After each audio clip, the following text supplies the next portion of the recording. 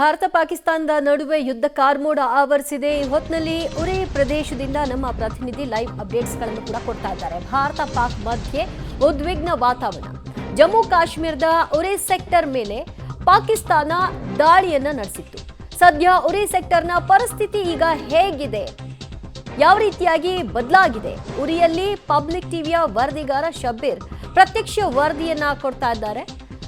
ಭಾರತ ಪಾಕ್ ಮಧ್ಯೆ ನಡೆದಿರುವಂತಹ ಉದ್ವಿಗ್ನ ಪರಿಸ್ಥಿತಿಯಲ್ಲಿ ಶೆಲ್ ದಾಳಿಯಿಂದಾಗಿ ಆಗಿರ್ತಕ್ಕಂತಹ ಡ್ಯಾಮೇಜ್ಗಳೇನು ಅದೆಲ್ಲದರ ವಿವರವನ್ನ ಕೊಡ್ತಾ ಇದ್ದಾರೆ ನಮ್ಮ ಪ್ರತಿನಿಧಿ ಶಬ್ಬೀರ್. ಓಕೆ, ಸ್ಪಾಟ್ ಇಂದ ಹೆಚ್ಚಿನ ಡೀಟೇಲ್ಸ್ ಕೊಡ್ತಾರೆ ನಮ್ಮ ಪ್ರತಿನಿಧಿ ಶಬ್ಬೀರ್. ಶಬ್ಬೀರ್, ಈಗ ನೀವು ಎಕ್ಸ್ಪ್ಲೈನ್ ಮಾಡ್ತಾ ಇದ್ರಿ ಆ ಒಂದು ಶೆಲ್ ದಾಳಿಯ ನಂತರದಲ್ಲಿ ಅಲ್ಲಿ ಸಿಕ್ಕಿರುವಂತಹ ಅವಶೇಷಗಳು ಏನ್ ಡ್ಯಾಮೇಜ್ ಮಾಡಿದೆ ಮತ್ತು ಅಲ್ಲಿ ಸದ್ಯ ಪರಿಸ್ಥಿತಿಯನ್ನ ನಿಭಾಯಿಸ್ಲಿಕ್ಕೆ ಸಾಧ್ಯ ಆಗಿದೆ ಹೇಗೆ ಅಂದ್ರೆ ಅಲ್ಲಿ ಯಾರು ಕೂಡ ವಾಸವಾಗಿರಲಿಲ್ಲ ಅಂತ. ರೈಟ್ ನಾವು ಈಗ ಹೇಗಿದೆ ಸಿಚುವೇಶನ್? ಖಂಡಿತ ದಿವ್ಯಾ, ಅದನ್ನು ನಾನು ನಿಮಗೆ ವಿವರಿಸುವಂಥ ಕೆಲಸವನ್ನು ಕೂಡ ಮಾಡ್ತೀನಿ. ಕಳೆದ 3-4 ದಿನಗಳಿಂದ ಉರಿ ಸೆಕ್ಟರ್ನ ಸುತ್ತಮುತ್ತಲೂ ಕೂಡ ನಿರಂತರವಾಗಿ ಶೆಲ್ಲಿಂಗ್ ದಾಳಿಯನ್ನು ಪಾಕಿಸ್ತಾನ ಮಾಡ್ತಾ ಇದೆ. ವಿಶೇಷವಾಗಿ ನಾಗರಿಕ ವಸತಿ ಪ್ರದೇಶಗಳಿದ್ದಾವೆ, ಅದುಗಳನ್ನು ಟಾರ್ಗೆಟ್ ಮಾಡಿ ಈ ಒಂದು ದಾಳಿಗಳನ್ನು ನಡೆಸ್ತಾ ಇರುವಂಥದ್ದು. ನೋಡಿ ದೃಶ್ಯಗಳಲ್ಲಿ, ಇದು ಉರಿ ಮುಖ್ಯವಾದಂಥ ಮಾರುಕಟ್ಟೆ, ಉರಿ ಪ್ರದೇಶದಲ್ಲಿರುವಂಥ ಮುಖ್ಯವಾದಂಥ ಮಾರುಕಟ್ಟೆ. ಕಳೆದ 4 ದಿನಗಳಿಂದ ಈ ಮಾರುಕಟ್ಟೆ ಸಂಪೂರ್ಣವಾಗಿ ಬಂದ್ ಆಗಿದೆ. ಜನರು ಅಲ್ಲೊಬ್ರು ಇಲ್ಲೊಬ್ರು ಓಡಾಡುವಂಥ ಚಿತ್ರಣಗಳನ್ನು ಹೊರತುಪಡಿಸಿದ್ರೆ ಇನ್ಯಾವುದೇ ರೀತಿಯಾದಂಥ ದೃಶ್ಯಗಳಲ್ಲಿ ನೋಡ್ಲಿಕ್ಕೆ ಸಿಗ್ತಾ ಇಲ್ಲ. ಜನರು ಒಂದು ರೀತಿ ಆತಂಕದ ಪರಿಸ್ಥಿತಿಯಲ್ಲಿದ್ದಾರೆ. ಸಾಮಾನ್ಯವಾಗಿ 2 ದೇಶಗಳ ನಡುವೆ ಈ ರೀತಿಯಾದಂಥ ಸಿಚುವೇಶನ್ಗಳು ಕ್ರಿಯೇಟ್ ಆದಂಥ ಸಂದರ್ಭದಲ್ಲಿ ಬಾರ್ಡರ್ಗಳಲ್ಲಿ ಹೆಚ್ಚು ದಾಳಿಗಳಾಗುತ್ತೆ. ಆದರೆ ಪಾಕಿಸ್ತಾನ ಅನ್ಫಾರ್ಚುನೇಟ್ ಜನರಿರುವಂಥ ವಸತಿ ಪ್ರದೇಶಗಳನ್ನು ಟಾರ್ಗೆಟ್ ಮಾಡಿ ದಾಳಿಯನ್ನು ಮಾಡುವಂಥ ಕೆಲಸಗಳನ್ನು ಕೂಡ ಮಾಡ್ತಾ ಇರುವಂಥದ್ದು. ಹೀಗಾಗಿ ಜನರು ಆತಂಕದಲ್ಲಿದ್ದಾರೆ, ಯಾವಾಗ ಬೇಕಾದ್ರೂ ಬಂದು ಶೆಲ್ ದಾಳಿ ಆಗಬಹುದು ಅನ್ನುವಂತಹ ಭೀತಿಯಲ್ಲಿದ್ದಾರೆ. ಸೊ ಹೀಗಾಗಿ ಇಡೀ ಮಾರುಕಟ್ಟೆಯನ್ನ ಸಂಪೂರ್ಣವಾಗಿ ಬಂದ್ ಮಾಡಿ ಇಲ್ಲಿ ರಕ್ಷಣೆಯನ್ನು ಪಡೆಯುವಂತ ಕೆಲಸವನ್ನ ಮಾಡ್ತಿದ್ದಾರೆ. ಬಹಳಷ್ಟು ಜನರು ಮನೆಗಳನ್ನ ಖಾಲಿ ಮಾಡಿಕೊಂಡು ಬೇರೆ ಬೇರೆ ಸ್ಥಳಗಳಿಗೆ ಹೋಗ್ತಾ ಇದ್ದಾರೆ. ಇಲ್ಲಿಂದ ಸುಮಾರು ಒಂದು 50 ಕಿಲೋಮೀಟರ್ ದೂರದಲ್ಲಿ ಬಾರಾಮುಲ್ಲಾ ಜಿಲ್ಲೆ ಇದೆ, ಆ ಪ್ರದೇಶಗಳಿಗೆ ಹೋಗ್ತಿದ್ದಾರೆ, ರಿಲೇಟಿವ್ಸ್ ಮನೆಗಳಿಗೆ ಹೋಗ್ತಿದ್ದಾರೆ. ಸರ್ಕಾರದ ಕಡೆಯಿಂದಲೂ ಕೂಡ ಒಂದಿಷ್ಟು ಆಶ್ರಯ ಕೇಂದ್ರಗಳನ್ನ ಕೂಡ ಓಪನ್ ಮಾಡಿರುವಂತದ್ದು, ಅಲ್ಲಿಗೂ ಕೂಡ ಹೋಗ್ತಾ ಇದ್ದಾರೆ. ನೀವು ನೋಡ್ತಿರುವಂತಹ ಮುಖ್ಯವಾದಂತಹ ದೃಶ್ಯ ಏನಿದೆ ಅದು ಅಂದ್ರೆ ಒಂದು ಲೈಕ್ ಸರ್ಕಲ್ ತರಕ್ಕೆ, ಆ ಸರ್ಕಲ್ ಅಲ್ಲಿ ಒಂದಿಷ್ಟು ಜನ ನಿಮಗೆ ಓಡಾಡ್ಲಿಕ್ಕೆ ನೋಡ್ಲಿಕ್ಕೆ ಸಿಗ್ತಿದ್ದಾರೆ. ಅಲ್ಲಿ ಜಮ್ಮು ಕಾಶ್ಮೀರದ ಪೊಲೀಸ್ ಭದ್ರತಾ ಪಡೆಗಳು ಕೂಡ ಇದಾವೆ. ಸೊ ಹಾಗಾಗಿ ಅಲ್ಲೊಂದಿಷ್ಟು ಜನ ಓಡಾಡ್ತಿದ್ದಾರೆ ಅನ್ನೋಂಥದ್ದನ್ನ ಹೊರತುಪಡಿಸಿದ್ರೆ ಇನ್ಯಾರೂ ಕೂಡ ನೋಡ್ಲಿಕ್ಕೆ ಇಲ್ಲಿ ಜನರು ಸಿಗ್ತಾ ಇಲ್ಲ. ಇಲ್ಲಿ ಶೆಲ್ಲಿಂಗ್ ದಾಳಿ ಹೇಗಾಗ್ತಿದೆ ಅನ್ನುವಂಥದ್ದನ್ನು ಕೂಡ ನಾನು ನಿಮಗೆ ವಿವರಿಸುವಂತ ಕೆಲಸವನ್ನ ಮಾಡ್ತಿದ್ದೀನಿ. ಮೇಲೆ ನೀವು ಗುಡ್ಡಗಾಡು ಪ್ರದೇಶ ಏನ್ ನೋಡ್ತಿದ್ದೀರಿ, ಈ ಗುಡ್ಡಗಾಡು ಪ್ರದೇಶಗಳಿಂದಲೇ ಶೆಲ್ಲಿಂಗ್ ದಾಳಿ ಆಗ್ತಾ ಇರುವಂತದ್ದು. ಈ 2-3 ಬೆಟ್ಟಗಳು ಏನ್ ಕಾಣಿಸ್ತಾ ಇದೆ, ಈ 2-3 ಬೆಟ್ಟಗಳ ಆಚೆಗೆ ನಮಗೆ ಪಾಕಿಸ್ತಾನದ ಗಡಿ ನೋಡ್ಲಿಕ್ಕೆ ಸಿಗುತ್ತೆ.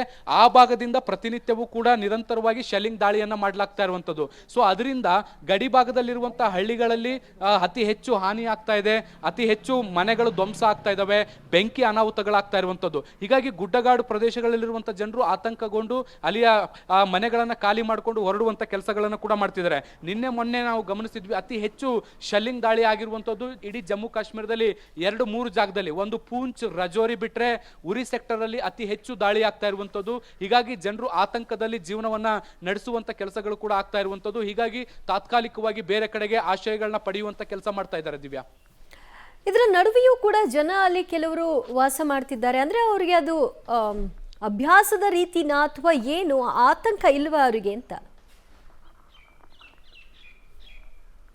ಖಂಡಿತವಾಗ್ಲೂ ನೋಡಿ, ನಾನು ಅವ್ರನ್ನ ಮಾತಾಡಿಸುವಂತ ಪ್ರಯತ್ನ ಮಾಡ್ತೀನಿ, ಅಲ್ಲಿಗೆ ಹೋಗುವಂತ ಪ್ರಯತ್ನವನ್ನು ಕೂಡ ಮಾಡ್ತೀನಿ. ನೋಡಿ, ಉರಿ ಸೆಕ್ಟರ್ ಏನಿದೆಯಲ್ಲ, ಉರಿ ಸೆಕ್ಟರ್ ನಿರಂತರವಾಗಿ ಶೆಲ್ಲಿಂಗ್ ದಾಳಿಗೆ ತುತ್ತಾಗುವಂಥದ್ದು. ಯಾಕಂದ್ರೆ ಗಡಿ ಪ್ರದೇಶ ಆಗಿರುವಂತ ಹಿನ್ನೆಲೆಯಲ್ಲಿ ಯಾವಾಗಲೇ ಭಾರತ ಮತ್ತೆ ಪಾಕಿಸ್ತಾನದ ನಡುವೆ ಯುದ್ಧದ ವಾತಾವರಣ ಅಥವಾ ಕಾನ್ಫ್ಲಿಕ್ಟ್ಗಳಾದಂಥ ಸಂದರ್ಭದಲ್ಲಿ ನೇರವಾದಂತಹ ದಾಳಿಗಳನ್ನು ಎದುರಿಸುವಂಥದ್ದು ಈ ರೀತಿಯಾಗಿರುವಂತಹ ಗಡಿ ಭಾಗದ ಹಳ್ಳಿಗಾಡು ಪ್ರದೇಶದ ಜನರು ಅವರು ಸಾಕಷ್ಟು ಸಮಸ್ಯೆಗಳನ್ನು ಎದುರಿಸ್ತಾರೆ. ಪಾಕಿಸ್ತಾನ ಯಾವುದೇ ರೀತಿಯಾದಂತಹ ದಾಳಿಗಳನ್ನು ಕೂಡ ಮಾಡಿದ್ರು ಕೂಡ ಅದರ ನೇರ ಇಂಪ್ಯಾಕ್ಟ್ ಆಗುವಂಥದ್ದು ಮೊದಲು ಇದೇ ಪ್ರದೇಶಗಳಲ್ಲಿ. ಮತ್ತೆ ನನಗೆ ಇಲ್ಲಿಯ ಸ್ಥಳೀಯ ಜನರು ದಿವ್ಯಾ ಹೇಳ್ತಾ ಇದ್ರು, ಅದರ ಇಂಪ್ಯಾಕ್ಟ್ ಎಷ್ಟಿರುತ್ತೆ ಅಂದ್ರೆ, ಶೆಲ್ ಬಂದು ಒಮ್ಮೆ ಬಿತ್ತು ಅಂದ್ರೆ ಅದರ ಇಂಪ್ಯಾಕ್ಟ್ ಅದು ಎಷ್ಟು ಕಿಲೋಮೀಟರ್ ವರೆಗೂ ಹೋಗುತ್ತೋ ಗೊತ್ತಿಲ್ಲ, ಅದರ ಅವಶೇಷಗಳು ಬಹಳ ದೂರದವರೆಗೂ ಕೂಡ ಅದರ ಅವಶೇಷಗಳು ನೋಡ್ಲಿಕ್ಕೆ ಸಿಗುತ್ತೆ. ಆ ರೀತಿಯಾದಂಥ ಸನ್ನಿವೇಶಗಳು ನೋಡಿ, ಅಲ್ಲೊಬ್ರು ಇಲ್ಲೊಬ್ರು ನೋಡ್ಲಿಕ್ಕೆ ಮಾತ್ರ ಸಿಗ್ತಾ ಇರುವಂಥದ್ದು. ಕೆಲವರನ್ನ ನಾನು ಮಾತನಾಡಿಸುವಂತ ಕೆಲಸವನ್ನು ಕೂಡ ಇಲ್ಲಿ ಮಾಡ್ತಿದ್ದೀನಿ. ಕೆಲವರಿಷ್ಟು ಹೊರಗಡೆಯಿಂದ ಜನ ಬಂದಿದ್ದಾರೆ, ಸೆಕ್ಯೂರಿಟಿ ಸೆಕ್ಯೂರಿಟಿ ಫೋರ್ಸ್ಗಳು ಸಿವಿಲ್ ಡ್ರೆಸ್ಸಲ್ಲಿ ಕೂಡ ಓಡಾಡ್ತಿರುವಂಥದ್ದನ್ನು ಕೂಡ ನಾವು ಗಮನಿಸ್ತಾ ಇದ್ದೀವಿ.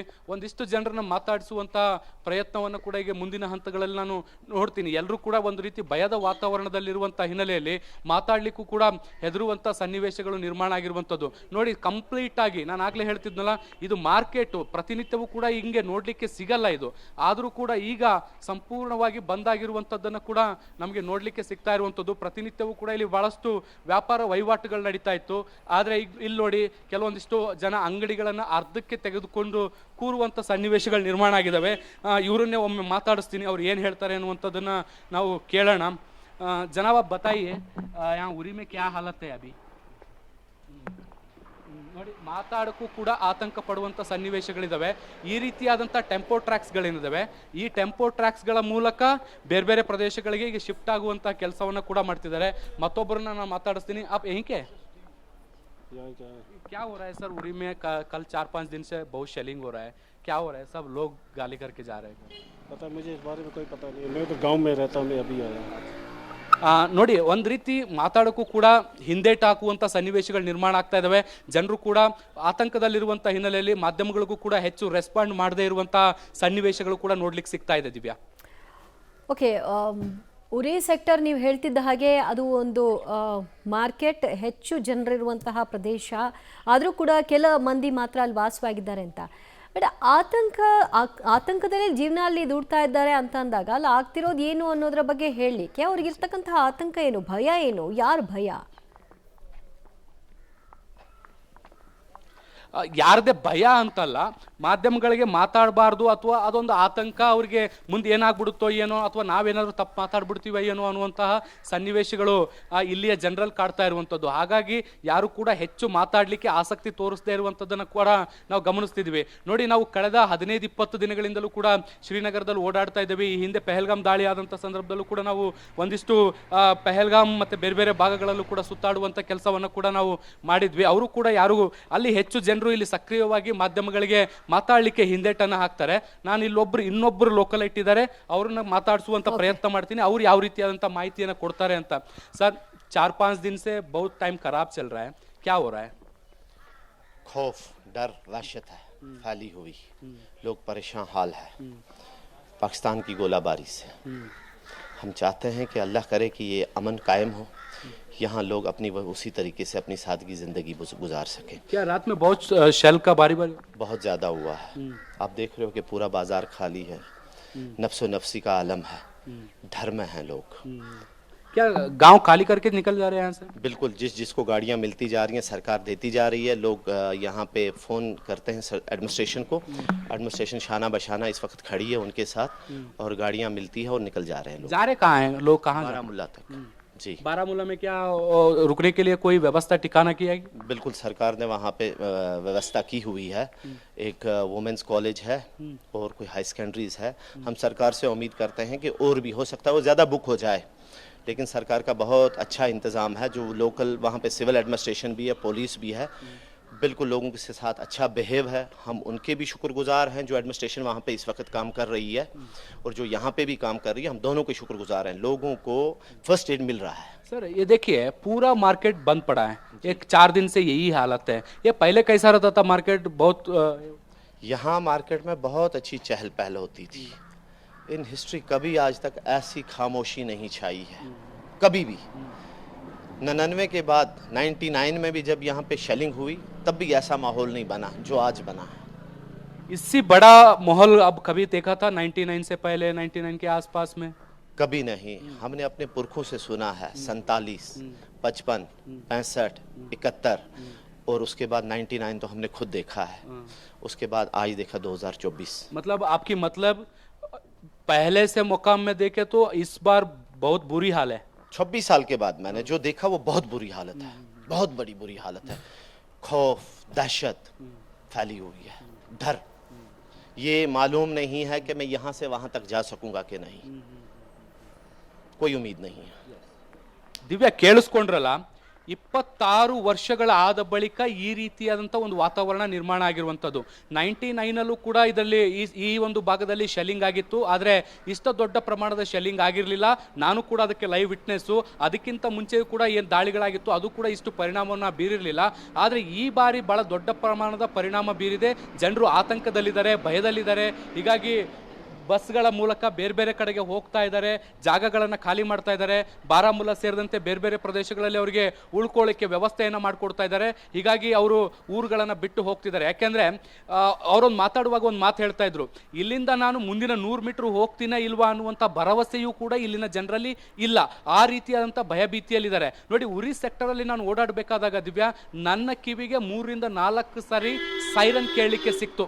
ಅಂದರೆ ಇಲ್ಲಿಯ ಜನರು ಯಾವ ರೀತಿಯಾದಂಥ ಆತಂಕದ ಸನ್ನಿವೇಶಗಳನ್ನು ಎದುರಿಸ್ತಾ ಇರುವಂಥದ್ದು ಅನ್ನುವಂಥದ್ದು ನಮಗೆ ಗೊತ್ತಾಗುತ್ತೆ. ಒಂದು ಕಡೆ ಮನೆ ಮಠಗಳು ಹೋಗ್ತಾ ಇದ್ದಾವೆ, ಮತ್ತೊಂದು ಕಡೆ ಜೀವಹಾನಿ ಆಗ್ತಾ ಇದೆ, ಮತ್ತೊಂದು ಕಡೆ ಯಾವಾಗ ಬಂದು ಶೆಲ್ಗಳು ಬೀಳ್ತವೋ, ಡ್ರೋನ್ಗಳು ಬೀಳ್ತವೋ ಅನ್ನುವಂಥ ಆತಂಕ. ನಿಜಕ್ಕೂ ಕೂಡ ಇಲ್ಲಿಯ ಜನರ ಪರಿಸ್ಥಿತಿ ಏನಿದೆ ಅದು ಶೋಚನೀಯ. ಈಗ ಸರ್ಕಾರದ ವತಿಯಿಂದಲೇ ಅವ್ರಿಗೆ ವೆಹಿಕಲ್ ವ್ಯವಸ್ಥೆಗಳನ್ನ ಮಾಡಲಾಗ್ತಾ ಇದೆಯಾ? ಈಗ ಹೇಳ್ತಾ ಇದ್ರು ಶಿಬಿರಗಳನ್ನ ಮಾಡಿದ್ದಾರೆ, ಅದು ಇನ್ನೂ ಸ್ವಲ್ಪ ಜಾಸ್ತಿ ಮಾಡಬೇಕು ಅಂತ. ಆದರೆ ಇವರೆಲ್ಲರೂ ಕೂಡ ಈಗ ಬಾರಾಮುಲ್ಲಾಗೆ ಶಿಫ್ಟ್ ಆಗ್ತಾ ಇದ್ದಾರಾ? ಹೌದು, ನೋಡಿ, ಇಂಥದ್ದೊಂದು ಘಟನೆ ಆಗ್ತಾ ಇದ್ದಂತೆ ಸರ್ಕಾರಕ್ಕೆ ಬಹಳ ಸ್ಪಷ್ಟವಾಗಿ ಗೊತ್ತಿತ್ತು, ಲೋಕಲ್ ಅಡ್ಮಿನಿಸ್ಟ್ರೇಷನ್ಗೆ ಬಹಳ ಸ್ಪಷ್ಟವಾಗಿ ಗೊತ್ತಿತ್ತು. ಮುಂದಿನ ದಿನಗಳಲ್ಲಿ ಅಂದರೆ ಗಡಿ ಭಾಗದಲ್ಲಿರುವಂಥ ಹಳ್ಳಿಗಳನ್ನು ಟಾರ್ಗೆಟ್ ಮಾಡ್ಬೋದು ಅಥವಾ ದಾಳಿಗಳಾಗುವಂಥ ಸಂದರ್ಭದಲ್ಲಿ ಅದರ ಇಂಪ್ಯಾಕ್ಟ್ ಅಲ್ಲಿ ಕೂಡ ಆಗುತ್ತೆ. ಸೊ ಹೀಗಾಗಿ ಬಹುತೇಕ ಸ್ಥಳಗಳನ್ನು ಖಾಲಿ ಮಾಡಿಸುವಂಥ ಕೆಲಸಗಳು ಈ ಹಿಂದೆನೇ ಆಗಿತ್ತು. ಆದರೆ ಪರಿಸ್ಥಿತಿ ಯಾವಾಗ ಉದ್ವಿಗ್ನ ಹೆಚ್ಚಾಗಲಿಕ್ಕೆ ಶುರುವಾಯಿತು, ಆಗ ಮತ್ತಷ್ಟು ಜನರನ್ನ ಇಲ್ಲಿಂದ ಖಾಲಿ ಮಾಡಿಸುವಂಥ ಕೆಲಸಗಳಾಗಿದ್ದಾವೆ. ಭಾಳ ಅಂದರೆ ಮನೆಗಳಿಗೆ ಒಬ್ಬರು ಅಂತೆ ಏನಾದರೂ ಅಗತ್ಯ ಕೆಲಸಗಳಿದ್ದರೆ ಮನೆಯಲ್ಲಿ ಮಾಡಲಿಕ್ಕೆ ಮಾತ್ರ. ಅವ್ರಿಗೂ ಕೂಡ ಕೆಲವು ಸ್ಥಳಗಳಲ್ಲಿ ಇಲ್ಲಿ ಬಂಕರ್ಗಳ ವ್ಯವಸ್ಥೆಯನ್ನು ಕೂಡ ಮಾಡಿಕೊಳ್ಳಲಾಗಿದೆ. ಆ ಬಂಕರ್ಗಳಲ್ಲೂ ಕೂಡ ಉಳ್ಕೊಳ್ಳುವಂಥ ಕೆಲಸವನ್ನು ಕೂಡ ಮಾಡ್ತಾರೆ. ಅದನ್ನು ಹೊರತುಪಡಿಸಿ ಇಲ್ಲಿಂದ 50 ಕಿಲೋಮೀಟರ್ ದೂರದಲ್ಲಿ ಬಾರಾಮುಲ್ಲಾ ಡಿಸ್ಟಿಕ್ ಇದೆ. ಆ ಡಿಸ್ಟಿಕ್ ಹೆಡ್ ಕ್ವಾರ್ಟರ್ನಲ್ಲಿ ಒಂದಿಷ್ಟು ವ್ಯವಸ್ಥೆಗಳನ್ನು ಅಲ್ಲಿ ಮಾಡಿಕೊಳ್ಳಲಾಗಿರುವಂಥದ್ದು. ಊಟ ಆಗಿರ್ಬೋದು, ಕುಡಿಯೋ ನೀರಿನ ವ್ಯವಸ್ಥೆ ಆಗಿರ್ಬೋದು, ಮಲಗೋಕೆ ವ್ಯವಸ್ಥೆಗಳಾಗಿರ್ಬೋದು, ಒಬ್ಬ ವ್ಯಕ್ತಿಗೆ ದಿನನಿತ್ಯದ ಅಗತ್ಯಕ್ಕೆ ಏನೆಲ್ಲ ಬೇಕು ಆ ಎಲ್ಲ ವ್ಯವಸ್ಥೆಗಳನ್ನು ಮಾಡಿ ಬೇರೆ ಬೇರೆ ಕಾಲೇಜ್ಗಳಲ್ಲಿ, ಆಸ್ಪತ್ರೆಗಳಲ್ಲಿ ಅಥವಾ ದೊಡ್ಡ ದೊಡ್ಡ ಸಮುದಾಯ ಭವನಗಳಿರ್ತವೆ, ಆ ಸಮುದಾಯ ಭವನಗಳಲ್ಲಿ ಅವರಿಗೆ ಉಳ್ಕೊಳ್ಳಿಕ್ಕೆ ವ್ಯವಸ್ಥೆಯನ್ನು ಮಾಡಿಕೊಡುವಂಥ ಕೆಲಸಗಳು ಕೂಡ ಈಗ ಸದ್ಯಕ್ಕೆ ಆಗ್ತಾ ಇದ್ದಾವೆ. ಜನರಲ್ಲಿ ದುಗುಡ ಇರುವಂಥದ್ದು ಏನು ಅಂದರೆ, ಭಾಳ ಕಷ್ಟಪಟ್ಟು ಮನೆಗಳನ್ನ ಕಟ್ಕೊಂಡಿರ್ತಾರೆ, ಒಂದು ಸೆಟಪ್ ಅನ್ನ ಮಾಡ್ಕೊಂಡಿರ್ತಾರೆ, ಲೈಕ್ ಮನೆ, ಕುಟುಂಬ, ಹೊಲ, ಗದ್ದೆ ಅನ್ನುವಂಥ ನಿಟ್ಟಿನಲ್ಲಿ. ಅಂದರೆ ಒಂದಿಷ್ಟು ಫಾರ್ಮಿಂಗ್ ಕೂಡ ಇಲ್ಲಿ ಗುಡ್ಡಗಾಡು ಪ್ರದೇಶಗಳಲ್ಲಿ ಕೂಡ ನೋಡಲಿಕ್ಕೆ ಸಿಗುತ್ತೆ. ಒಂದು ಜೀವನವನ್ನ ಕಟ್ಕೊಳ್ಳುವಂಥ ಕೆಲಸಗಳು ಕೂಡ ಆಗಿರ್ತವೆ. ಅದೆಲ್ಲವೂ ಕೂಡ ಈ ಒಂದು ಶೆಲ್ ದಾಳಿ ಆದರೆ ಸಂಪೂರ್ಣವಾಗಿ ನಾಶ ಆಗ್ಬಿಡುತ್ತೆ ಅನ್ನುವಂಥ ಆತಂಕ ಅವರಲ್ಲಿ ಇರುವಂಥದ್ದು. ಹೀಗಾಗಿ ಆ ಒಂದು ದುಗುಡದಲ್ಲಿ ಈಗ ಊರುಗಳನ್ನು ಖಾಲಿ ಮಾಡ್ತಿದ್ದಾರೆ. ಆದಷ್ಟು ಬೇಗ ಈ ಪರಿಸ್ಥಿತಿ ಸರಿಯಾದರೆ ಸಾಕು, ಮತ್ತೆ ಸಾಮಾನ್ಯ ಜೀವನಕ್ಕೆ ನಮ್ಮ ಜೀವನ ಬಂದರೆ ಸಾಕು ಅನ್ನುವಂತಹ ಆಶಾದಾಯಕ ಸ್ಥಿತಿಯಲ್ಲಿ ಅವರು ದಿನಗಳನ್ನು ಎದುರು ನೋಡುವಂತಹ ಸನ್ನಿವೇಶಗಳು ಕೂಡ ಕಂಡು ಬರ್ತಾ ಇದ್ದಾವೆ. ದಿವ್ಯಾ, ಓಕೆ, ಶಬ್ಬೀರ್ ಸಂಪರ್ಕದಲ್ಲಿರಿ, ಇನ್ನಷ್ಟು ಡೀಟೇಲ್ಸ್ ಪಡ್ಕೊಳ್ತೀನಿ. ಎಸ್, ಉರಿ ಸೆಕ್ಟರ್ನಲ್ಲಿ ಪರಿಸ್ಥಿತಿ ಹೇಗಿದೆ ಅನ್ನೋದ್ರ ಬಗ್ಗೆ ಖುದ್ದು ಅಲ್ಲಿಂದನೇ ವರದಿ ಕೊಟ್ಟರು ನಮ್ಮ ಪ್ರತಿನಿಧಿ ಶಬ್ಬೀರ್. ಅಲ್ಲಿನ ಜನರನ್ನು ಕೂಡ ಮಾತನಾಡಿಸ್ತಾ ಇದ್ರು. ಅವರ ಮಾತನಾಡುವಾಗಲೂ ಕೂಡ ಅವರಲ್ಲಿ ಆ ಗಾಬರಿ ಇತ್ತು. ಒಂದಷ್ಟು ದೂರ ಹೋದ್ರೆ ನಾವು ಬದುಕಿರ್ತೀವೋ ಇಲ್ವೋ ಅನ್ನೋದು ನಮಗೆ ಭರವಸೆ ಇಲ್ಲ ಅನ್ನುವಂಥ ಮಾತುಗಳನ್ನು ಕೂಡ ಅವರು ಆಡ್ತಿದ್ರು.